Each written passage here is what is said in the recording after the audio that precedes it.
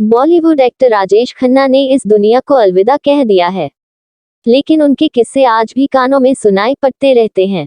ऐसा ही एक वाकया है जब वो अपने स्टारडम को हैंडल नहीं कर पाए और खुद को भगवान के बराबर समझने लगे थे। कहते हैं कि सफलता से लोगों में अगर घमंड आ जाए तो वो दिमाग के बुखार की तरह होता है। इंसान को वो पागल करके ही छोड़ता है। फिर चाहे वो कितना भी कह ले कि वो डाउन टू अर्थ है, लेकिन कहीं ना कहीं वो अपने आप को भगवान मानने लगता है। राजेश खन्ना जी के साथ भी ऐसा ही कुछ हुआ था। वो खुद को भगवान मानने लगे थे।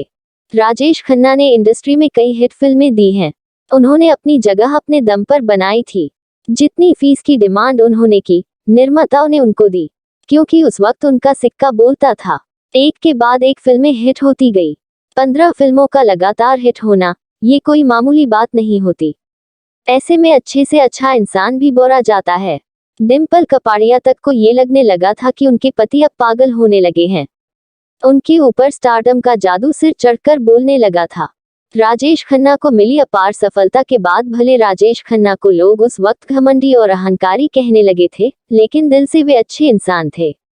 एक इंटरव्यू में उन्होंने अपनी सक्सेस के बारे में बताया था, साथ ही बुरे दिनों को भी याद किया था। उन्होंने कहा था, मैं खुद को भगवान के बराबर समझने लगा था। मुझे वो दिन आज भी याद है जब मुझे एहसास हुआ था कि सक्सेस आपको किस तरह से हिलाकर रख देती है, लेकिन अगर इसका असर आप पर नहीं होता है तो आप इंसान नहीं हैं, भगवान हैं। राजेश खन्ना ने अपनी असफलता का भी जिक्र किया था। उन्होंने बताया कि उन्होंने शराब का सहारा लेना शुरू कर दिया था।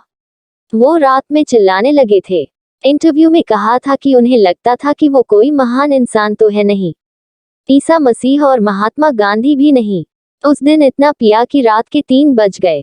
वो असफलता का पहला स्वाद था। डिम्पल को लगा राजेश पागल हो गए हैं।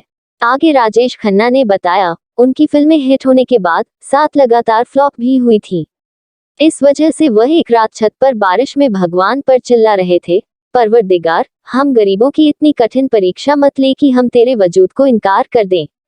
डिम्पल ने सुना तो उन्हें लगा कि कहीं वह पागल तो नहीं हो गए हैं, क्योंकि सफलता में वो इतना मशगूल थे कि असफलता को हैंडल नहीं कर पाए।